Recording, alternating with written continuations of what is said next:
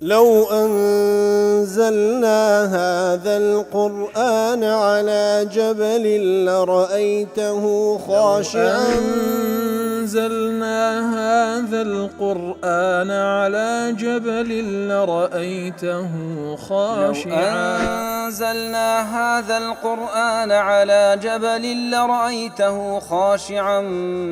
متصدعا من خشية وتلك الأمثال نضربها للناس لعلهم يتفكرون.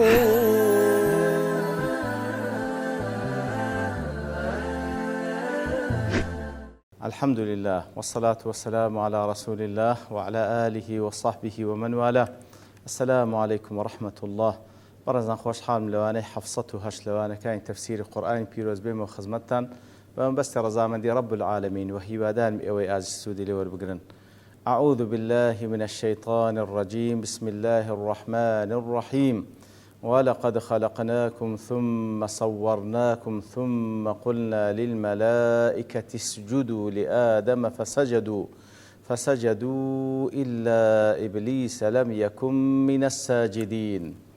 طال خوش يسمعوا كلواني رابج لخزمة دوات بيروزة داوين خواهي قولة فرمي سبحانه وتعالى ولقد خلقناكم ما تبت أكيد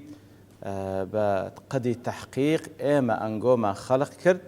وباشان صورة ما بيبخشين وينك ما بيبخشين باشان فرمان من بملائكة كركوا سوزدل بو آدم ببن سوزدي تكريم ورزلينان فسجدوا سوزديان بر تنها إبليس نبي لم يكن من الساجدين أو يان لريزي أو ملائكتان دا نبو كواسوس دبا بله. ولقد خلقناكم وكباس ماكر خلق بمعنى هم تقدير وانداز دانان دي هم بمعنى إيجاد كردني شتيك ببيع وبيشيني شي هبيتن ثم صورناكم أي ثم بعد الخلق لدواي أو كوا خلق ما كردن التقديري الإبداعي صورناكم فعشان وقت لدواي أو كوا بأندازة أنقوما هنا وجود أو ذا صورة وينما بيبخشين زاو كل ما عاج تفكر دلت تصوير الشيء جعله في صورة وهيئة خاصة بشيويك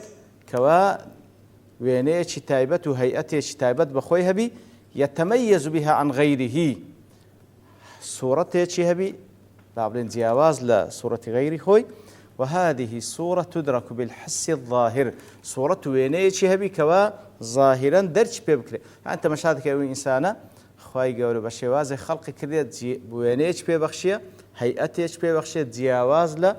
جان لبركايتر ولا نيو إنسان كانج لنيو نوي آدم هر يكو صورتي تايبتي بيبخشيه وينيش تايبتي بيبخشيه. دل قول الله عز وجل خطابا للناس جميعا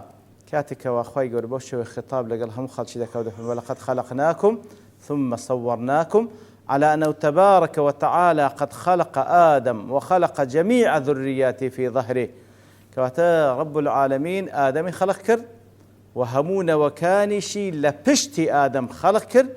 ثم صورهم هل لبشتي آدم مش هرق لو أنا صورتش بيبخشية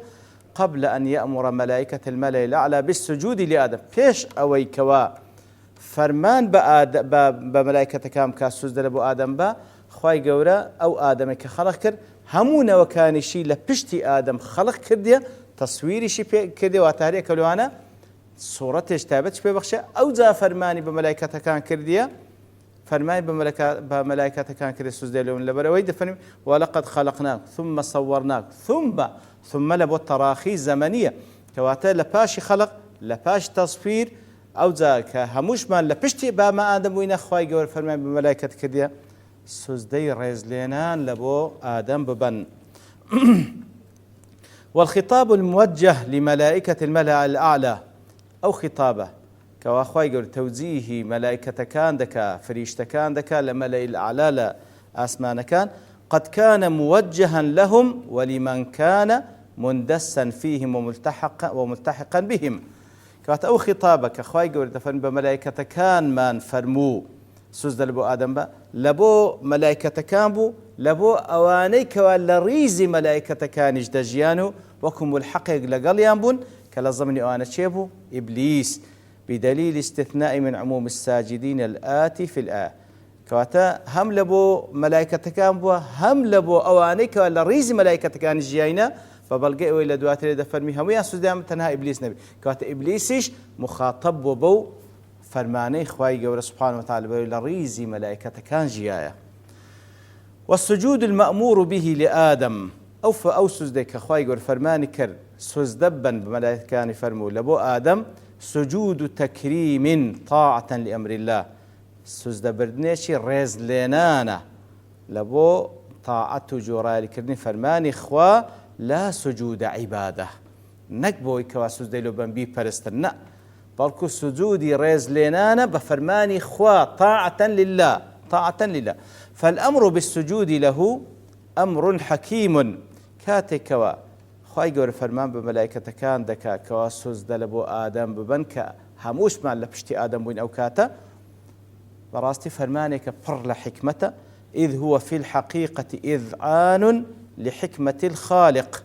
كواتا أو سجد برنا طبعا للآن ملائكة كانوا لبو آدم إذعان لحكمة الخالق جورالي كردنا ملكزبون لبو حكمة أو خالقي كيف لا وقد أخضع الله للإنسان بالتسخير ما في السماوات وما في الأرض جميعا من نكر أوان دا تماشا أوي لأسمان كانوا زي خواهي يقول هموي ملكز كرديا لبو أو إنسانة وهذا الإخضاع التسخيري أعظم من السجود التكريمي كواتا أو ملكزبوني كواهم مخلوقات ملكسة لبو أو بشري لبو آدم أو نوي آدم قورة تريشا لوي كوا لو فرماني كوا خواي قورة سبحانه وتعالى فرمان بملائكة دكا سوزدي ريزلينان لبو آدم بمن كواتا خواي قورة ريزي چيزوري لو إنساننا بالي أو زاد فرمي كاتي كوا فرمان بملائكة كان كرا وأويك لريزي ملائكة كان أوي كوا لريز ملائكة كان كوا إبليس إتر ملائكة كان هموي سجدان فسجدوا إلا إبليس تنها إبليس نبي لم يكن من الساجدين تنها إبليس نبي لريز أو كسان نبو كوا سجديبر تفرمي لم يكن من الساجدين دوشتي لوردجيري يكميان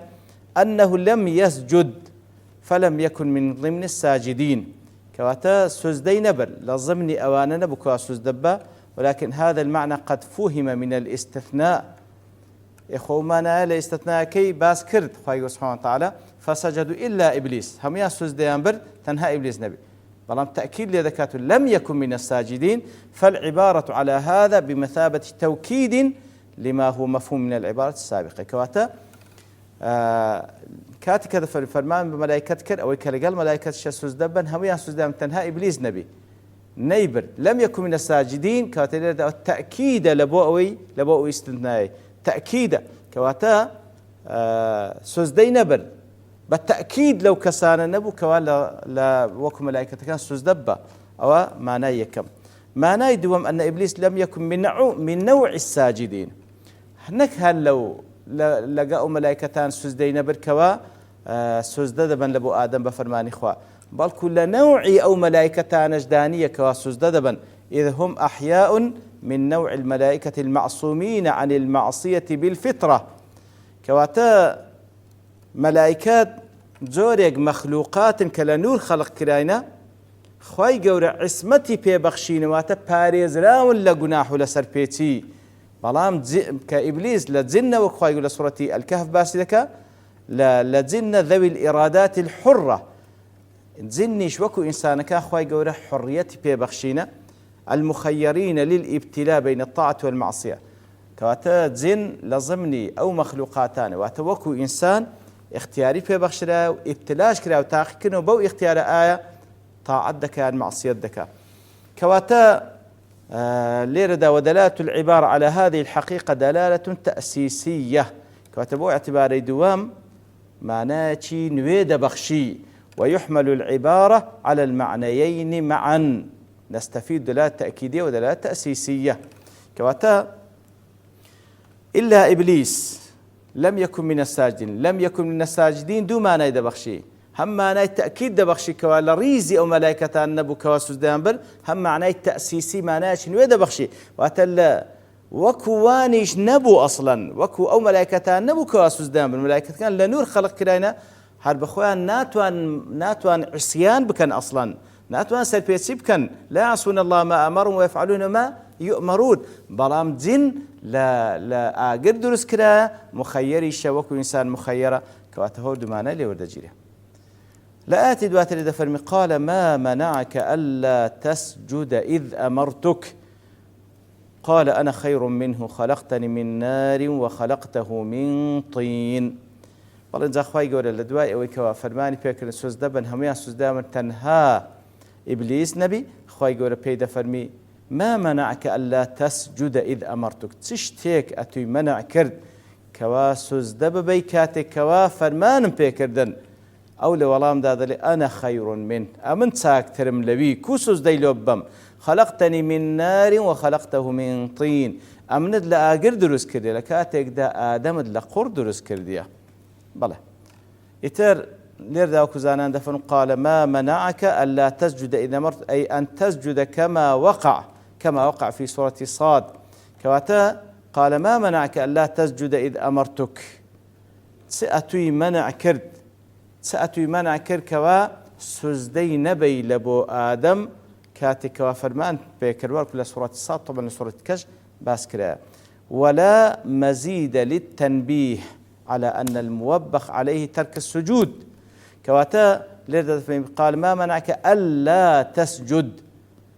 قال ما منعك ألا تسجد طرفا لسورة الصاد فرمي أن تسجد ببيلا كواتا ليردا دفرمي لايكا ولا سورة تفسير قاسمي دلي لايكا كليردا باسكرا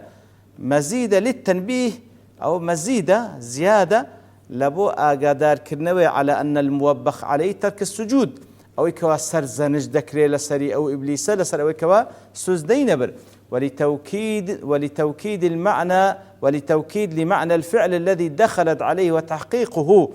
ولبو التأكيد معناي أو فعليك أو تويت السري وتحقيق أو معنايك هروك خواهي قد فرمي لسورة لألا يعلم أهل الكتاب كأنه قيل ليتحقق علم أهل الكتاب كواتا عيني هاو شوي لألا يعلم أهل الكتاب تاوك الكتاب ونزانا تحقيق معناه كذا بليرلاك ليردش وما منعك أن تحقق السجود وتلزمه نفسك بو معنى أيدي كواتا لايك لبو تنبيه لسر أوي كوا لبرتي سوزدد نبرد لبرتي بس بتحقيق سوزدد نبرد لو خود ملزم نكر بو فرمان أولا تفسير قاسمي دلي بلام لا معارج تفكر دل ولست أرى هذا الرأي صوابا أمر رأيهم في صواب قبل مزيدة زيادة بل قول الله تعالى ما منعك ألا تسجد جار على قاعدة التضمين القرآنية القرآن بيروزك لقاعدان القرآن بيروزها التضمين وتل عبارته كرد إشارته تدا بويك ومعناه الكش لخوي دقري وكذا فرمي القرآن ذات النظائر كثيرة زورها وشويها وهنا ضمن فعل منعه معنى فعل حمله فعدي تعديته كواتليرا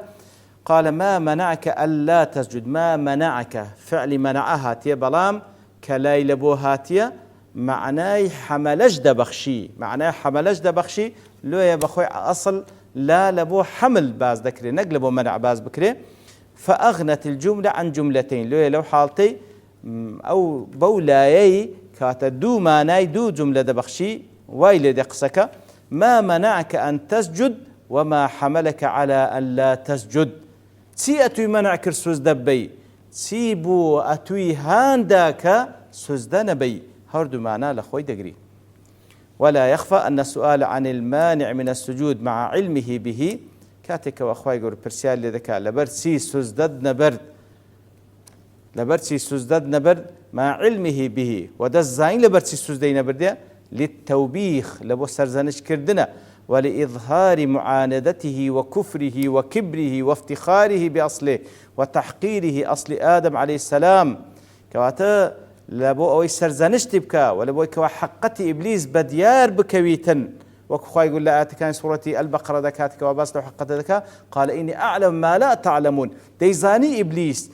حقد تكبري شي دستدا خواي قرويستي بدياري بيختن لو بجوابي ديني تشتيغا توي منعكر كواسوس دنبي دشيزاني اوشتيا يترسر زنشتي كربو برسيارة وهروا با ولام دانا وكشي سكفرو كبرو خوبا قورزانين وفخرية شتيدايا وهروها بە چ شێوەیەک ئادەمی پێکەمە و تەحقیری دەکاتن هەروەک لە وەڵامەکەی دیارە کاتێکە دەڵێ ئەنە خەیڕ منه خەلەقتەنی من نار وخەلەقتەه من طین ئەمن چاکرم لەوی کۆم سوزدەی لۆ بەم لە کاتێکدا ئەمن لە ئاگرم ئەویان لە طینە دیارە ئەوەش وەڵامێکە کە بەڕاستی عولەما زۆر قسەیان لەسەر کردێ بەڵام لەبەر تەواو بوونی کات دەوەستین بە پشتوانی خوای گەورە لواني داهتو دينه وخزمتي وصلى الله وسلم على نبينا محمد وعلى آله وصحبه أجمعين وآخر دعوانا الحمد لله رب العالمين. لو أنزلنا هذا القرآن على جبل لرأيته خاشعا أنزلنا هذا القرآن على جبل لرأيته خاشعا